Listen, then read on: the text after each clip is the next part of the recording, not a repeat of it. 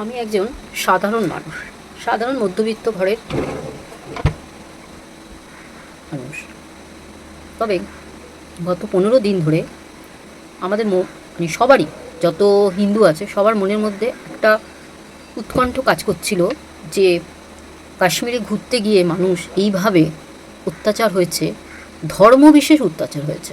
অত্যাচার হয়েছে ঠিক আছে, অত্যাচার হতে পারে, নানা রকমভাবে হয়, কিন্তু ধর্ম বিশেষ, ধর্ম দেখে দেখে যারা হিন্দু তাদের মারা হয়েছে। তবে হ্যাটস অফ আজকে যেই আর্মি ভাইরা ওদের ধূলিসাৎ করে দিয়েছে।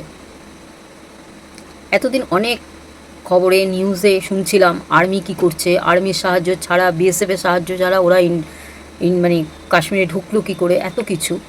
কিন্তু আজকে মনে হয় তাদের সবার উত্তরের জবাব দিয়ে দিয়েছে।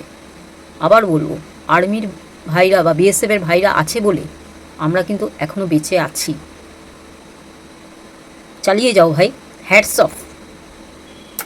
তোমাদের অসংখ্য ধন্যবাদ। মানে তোমাদের ধন্যবাদ দিলেও তোমাদের ছোট করা হবে, বলতে পারবো না।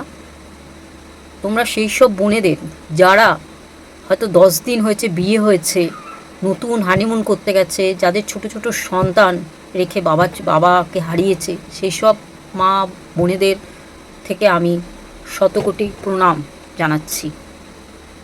তোমরা কিছু করে দেখিয়েছো, এতে আমাদের গর্ব যে আমাদের ইন্ডিয়ান আর্মি এবং বিএসএফ কিছু করতে পারে, এবং ভবিষ্যতেও তোমরা আমাদের পাশে থাকবে।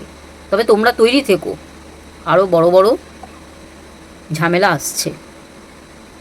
আর এর থেকে বেশি কিছু আমি বলবো না, একটুখানি আমার জ্ঞান আছে, একটুখানি আমি জানি, এটাই বলবো। তবে আবার বলছি, হ্যাটস অফ।